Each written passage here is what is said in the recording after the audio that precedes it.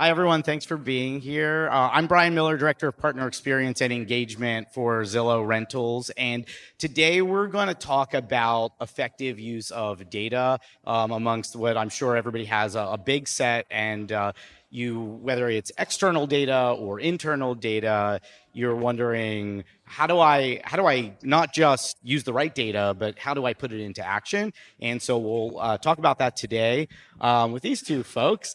So I've got Hadley McKnight and Xiao Yang. If you could maybe introduce yourselves. Absolutely. Hi, everyone. My name is Hadley McKnight. I'm the Senior Operations Analyst at Berger Communities.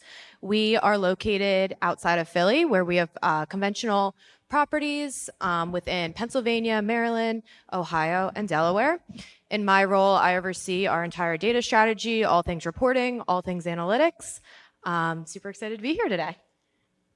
Thanks, Hadley. My name is Xiao Yan from Bozzuto. So SVP of Digital, running everything around AI, data strategy, MarTech, analytics. So anything that you can think about data or data strategy is under my department. And then Bozzuto, basically our portfolio nationwide, 24 different markets. And then we heavily emphasize on the East Coast, but basically like the West Coast right now is very much a booming market for us. Well, welcome. Well, why don't we kick things off? I'd love to start on external data.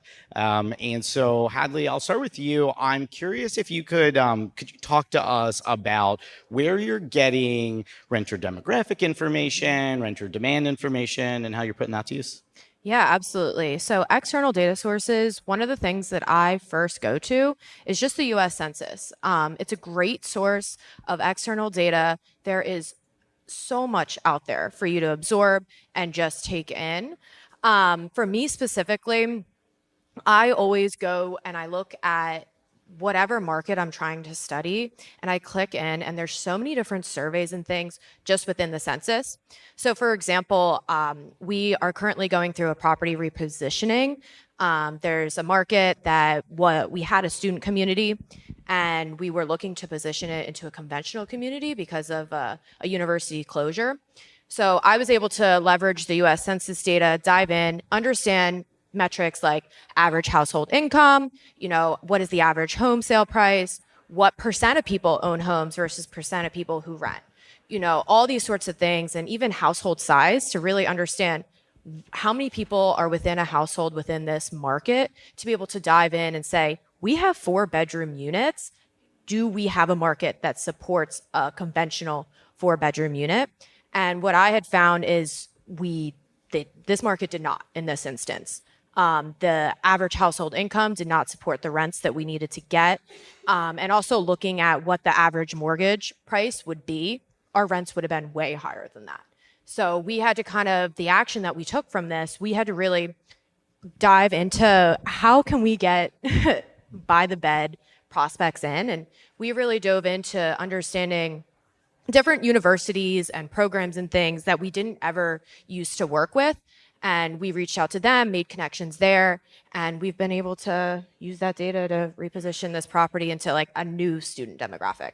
And I'll say there too, as far as the U.S. Census, if you have not been to the U.S. Census dashboard, it is really useful and really functional. So I'd encourage you to do that. And it's just a really good point about like taking a look at that information in comparison to the renter they're trying to bring in and the reality of will these incomes fit? Will these household formations meet the needs of literally who we are serving in this community? I think it's just so vital. 100%. I mean, I agree. Like, I think there's some marketing and ID folks here. So when we talk about external data, basically equivalent language that we're using is our third-party data. That data really kind of like from census, from demographic, from macroeconomics trends. So those will really give us a context of what's going on in the market. And then they really help us in terms of understanding like the overall, how's the economy is doing, how is the market demands are doing. So I think definitely for us, we are very much kind of involved in that type of data. But I also want to kind of remind the audience here is the third-party data also can come from your vendor partners. Like, for example, LS, your MarTech partners. And then those are the very valuable sources for them to actually provide this data for us to really understand not just our portfolio, but also the overall the context of, let's say the multifamily industry. Yeah, absolutely. I get the opportunity to look at a lot of economic data, and we put it out. We put it out all the time, and it just is, to both of your examples, it's just the type of information that can really maybe drive or maybe validate even what you're doing. And so I'll shift this to first party data and the data that we have in house. And Xiao, I'm curious from your perspective, what's most valuable there? Yeah, thanks, Brian. So, we kind of talk about the third-party data give us the context. The third-party data actually really allow us to understand what's going on with our portfolio. I think I appreciate Anne's session that just happened about all the website, CRM, LS. Those are we call it the internal data, which is first-party data. That those data are extremely valuable because it gives us the insights of the pattern and what's going on with our portfolio, with our property. And then, but most importantly, if we be able to really, let's call it creating the infrastructure of the data strategy, those are data actually power our AI function. So it's extremely important nowadays to understand the first part data. But I want to kind of give us a little bit of insights of how Bozzuto really, let's just call it track or listen those data. So first, we kind of see those first party data, and I want to kind of put into two categories. First is the quantitative data. It's the data that are numbers, right? So our leads, our leads, the conversion rates, the data that always around, we can pretty much process it through a system. And then it's very important for us to first setting up those signals that we be able to track the behaviors on the website. So what users are clicking? Are they interested into what type of floor plans? How soon do they convert from a tour to application? So those are very important for us to really understand the user behavior. Those are the data that we need to potentially track. And of course, we get the data from CRM, the PMS. But those give us what's going on, what's going on our website. And then why it's doing certain things requires another type of data that I want to kind of emphasize is the qualitative data, which is more text-based. Most important, your survey, your reviews. Those really kind of give us the why behind it. Why? Let's think about this way. It is when you're looking at your surveys, and then if you see a kind of a repeat complaint on something, there might be an operation issue, right? And then when we see a constant mention about amenity space, that's probably can really trigger some signals for amenity space investment. And if we see an inconsistent experience, so that probably can allow us to really see that it's a training opportunity for us for the on-site team. One on-site team might provide a different answer than the other, so that triggers the inconsistent experience. So the qualitative data really allow us to kind of understand why this happens, so we'll be able to really develop that strategy to address this issue. So I think those are very much kind of thinking about where Brian made it very nicely, the first party and third party. And then within the first party, let's talk about the qualitative and also the quantitative. The number tells you what's going on, and then the more qualitative that tells you how do we address it. So I think it gives us a really good foundation on that. Yeah, absolutely. Going off of what you said, at Berger, we became super obsessed with understanding our resident and understanding our prospects. And we were able to do this through analyzing the data, taking in those internal data sets that we had. We were collecting these surveys. We were collecting all this information on our residents, but what were we going to do with it? And we have our brand at Berger is renting shouldn't be hard.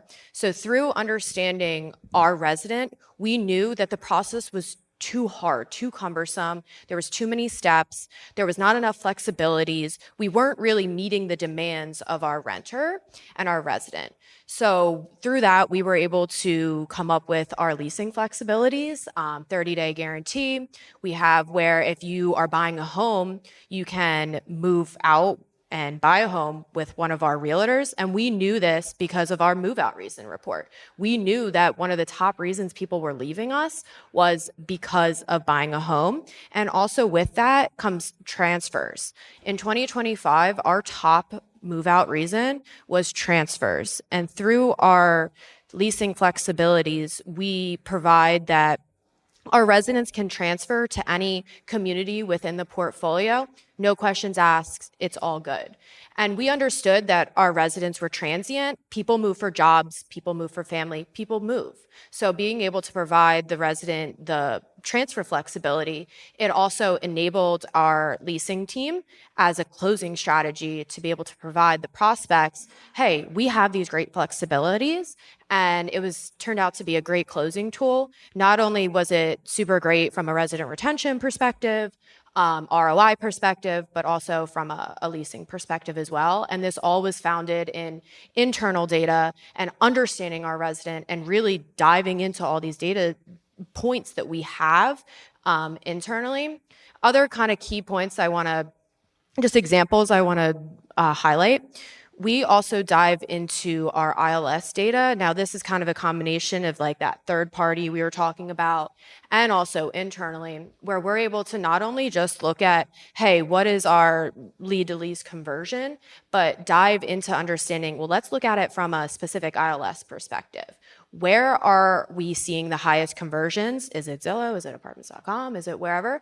But also, where are we seeing residents stay longer? Where are we seeing, Zillow versus apartments.com, who is renewing more, having a longer resident retention? And then also another layer I like to layer into this is concessions. Where do we have to offer more concessions? And when you kind of narrow it down to an ILS perspective and really analyze that internal data, you can really start to understand the overall value that you have from some of these ILSs. All of those are great points. I'm like, which one do I dive into? I think it's just really thoughtful to take a look at some of the metrics that are thought of as like the fail, right?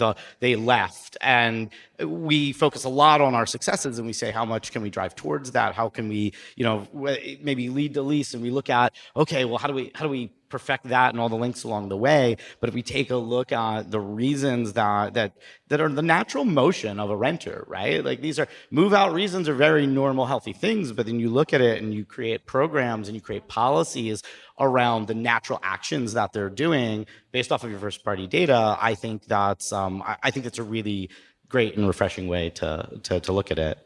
I will ask you to wrap it up.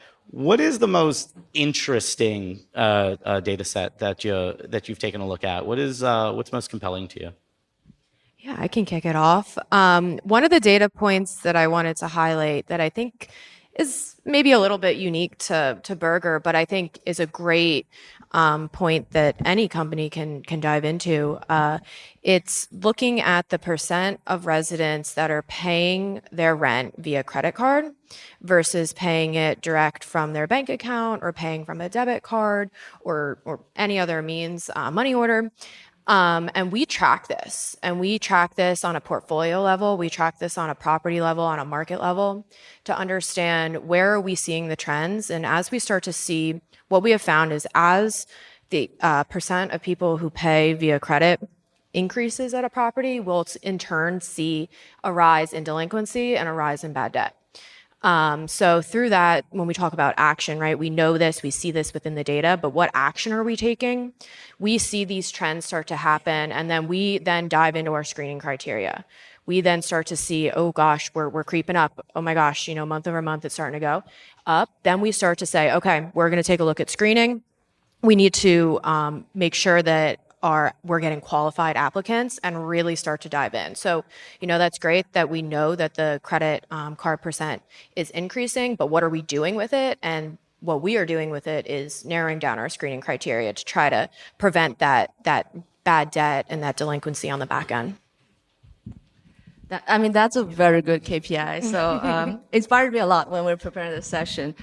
So for Bozzuto, I think it's just like, we typically measure we call it our web vitals, and just our typical performance KPI that, End Session has laid out very beautifully from marketing perspective. I do want to kind of point out two things on the behavioral side of it. So for us, behavioral data is extremely important. So it not only allows us kind of like to see how and then just like the process of how our resident making decisions. So one part of the data points I want to point it out is that measure the intent and actual. So how do we measure the intent versus actual? Let's use tour data example. So we basically capture all of the clicks on the website. So when we really looking at those data, so the intent is how soon our prospect wants to tour. So what we see is actually the same day and next day. So there's a lot of clicks on the tour calendar of the same day click and next day click. But when we're really looking at the actual tour scheduled, it's the third day. So that's an opportunity for us to see. First is like, maybe there's not enough tour slots for our team, like for the prospect to actually choose from. And then maybe there's opportunity for us to introduce virtual tour, self-guided tour. So those are the options that really kind of allow us to see what's the intent versus what's the actual. And the second data point that I think a lot of us are extremely obsessed with nowadays is the missed calls. So it takes quite a lot for a prospect to make a call to us to ask questions. So the missed call rate is definitely some like very important KPI that we watch. And then we realize actually the most missed calls happens 1 hour before the office opens and 1 hour after office close. So we realize actually our prospect or our residents call the office outside of the office hour. So that's an opportunity for us to think about is like, should we make a better communication of our office hour? Or should I actually introduce product of, introducing a voice AI or AI type of solution to making sure those phone calls are addressed. So I think it's like, let's think outside the box. Right now, with so many data points that we have in our system, we track, we inherit, we absorb. It's not about collecting more data. It's really thinking about like how to use the data that we have in the system and making smarter decisions. You ended it right on the title. I feel like I shouldn't even say anything because that was too perfect. I think that's. I think it's a good press to all of us. Is that there's often really data within the data sets that we collect that we're not even thinking about. We have it in the examples that you talk about. When I was on the operator side, I used to utilize application data, and I would just take the previous zip code where they lived, and I would pop that into a Google map, and I would see, okay, here's literally where my approved, my declines, all my conditional, and you could just see, and that lives in everything that we have. And so I think it's truly effective. It's truly smart. That does it for us. Speaking of data, we do have a QR code here where you can get some insights that we have from our consumer housing trends report that we put out annually. Near 30,000 residents. We're also going to send this link out to everybody who attended the conference. So you'll get it then, and you can access more data on Zillow.com/data, where we've got a lot of insights that are local to community. You can really drill down. So I'd encourage people to take a look. Thank you so much for being here. Thank you for joining us. Thank you, everyone.